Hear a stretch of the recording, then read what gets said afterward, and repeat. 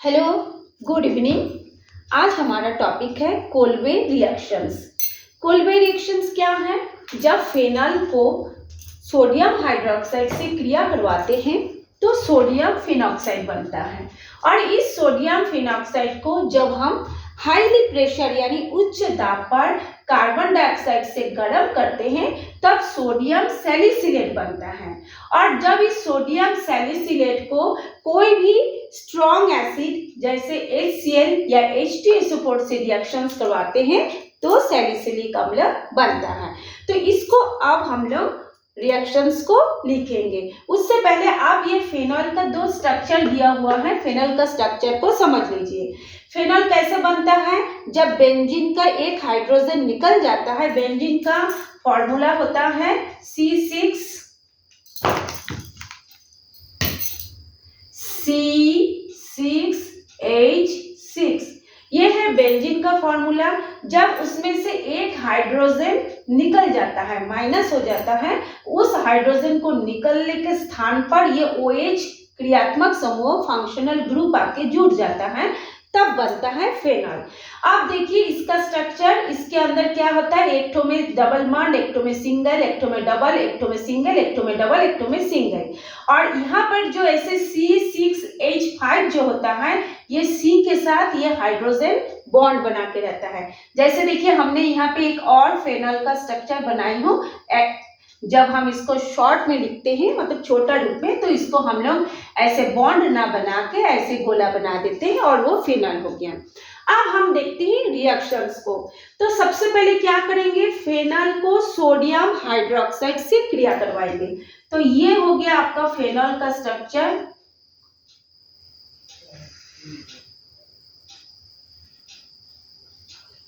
इसको हम रिएक्शंस करवाते हैं किससे?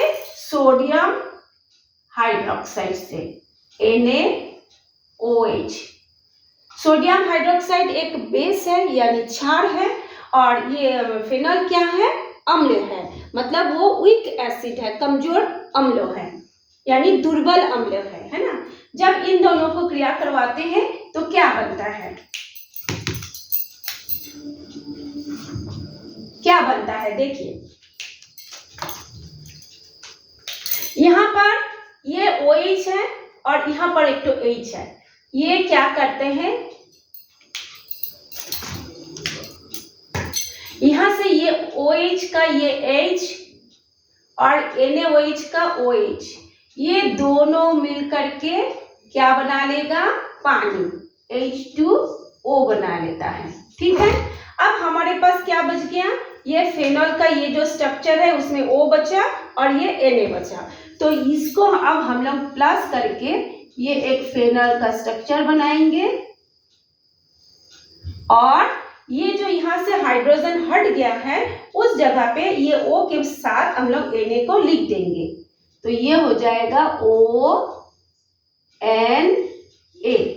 अब इसका नाम क्या होगा? ये क्योंकि इसमें सोडियम एटम जुड़ गया है इसलिए इसका नाम होगा sodium phenoxide. Sodium phenoxide, sodium phenoxide हो गया। अब इस सोडियम फिनॉक्साइड के साथ हम लोग गरम करेंगे कार्बन डाइऑक्साइड डाल करके, CO2 दे करके उसमें क्या करेंगे, 125 से 130 या 140 के बीच में उसको हम लोग हीट करेंगे, गरम करेंगे। तो जब हम गरम करेंगे ये जो सोडियम फिनॉक्साइड है वो इस कार्बन डाइऑक्साइड को एब्जॉर्ब करेगा यानी अवशोषित करेगा। तो अवशोषित कैसे करेगा? किसी भी चीज को सोखने के लिए या किसी भी चीज को एब्जॉर्ब करने के लिए उसके पास खाली जगह होना चाहिए। तो इसके पास ये खाली जगह कहाँ पर है? ये जो आप ऊपर का फिनॉल का स्ट्रक्चर देख रहे हैं, C के साथ क्या है? हाइड्रोजन है। तो यहाँ से एक हाइड्रोजन क्या हो जाएगा? रिप्लेस हो जाएगा और उस जगह पे आके ये COO जुड़ जाएगा। तो इसको देखिए मैं यहाँ पे स्ट्रक्चर बना रही हूँ। ये ऐसे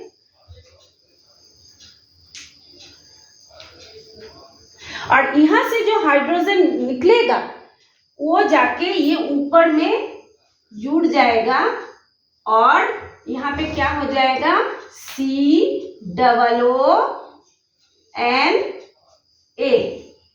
देखिए यहाँ पे ONA था, जब इसमें हम कार्बन डाइऑक्साइड ऐड किए, कार्बन डाइऑक्साइड को ये सोडियम फेनॉक्साइड अवशोषित करेगा, अवशोषित करने के लिए उसके पास जगह चाहिए, तो यहाँ से ये जो CH है यहाँ से एक हाइड्रोजन निकल के यहाँ पे आ जाएगा और इस जगह में COONA आके यहाँ पे जुड़ जाएगा। इसको बोलते हैं सोडियम सैलिसिलेट।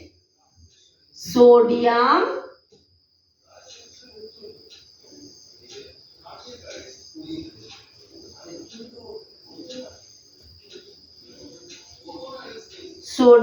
सैलिसिलेट बनता है।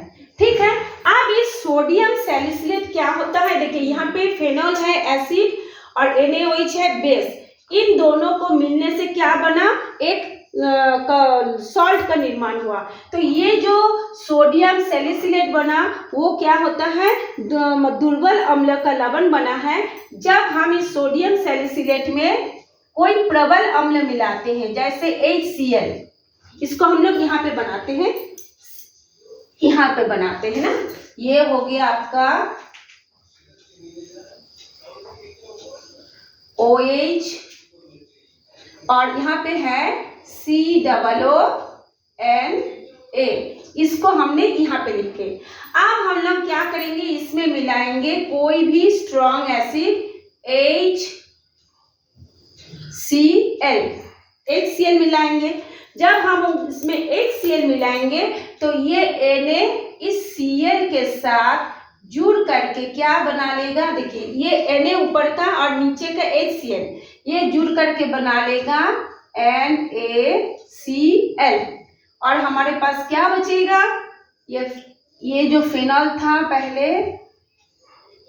यहाँ पे OH NaCl बनने के बाद ये जो हाइड्रोजन बच रहा है, ये जो CO2 है उसके साथ आके वो इसके अर्थ पोजीशन पे जुड़ जाएगा COOH। इसको बोलते हैं सैलिसिलिक अम्ल। ये देखिए हमने लिखा है, इसको कहते हैं सैलिसिलिक अम्ल, या तो फिर इसको कहते हैं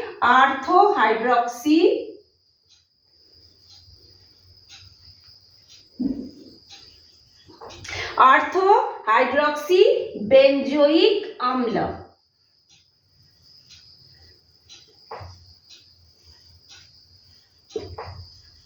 क्यों ऑर्थोहाइड्रोक्सी होगा, क्योंकि देखिए ये जो कार्बोक्सिलिक समूह है ये इस ऑर्थो पोजीशन पे जुड़ा है, यानी इसको बोलते हैं ऑर्थो, इसको होता है मेटा, ये होता है पैरा।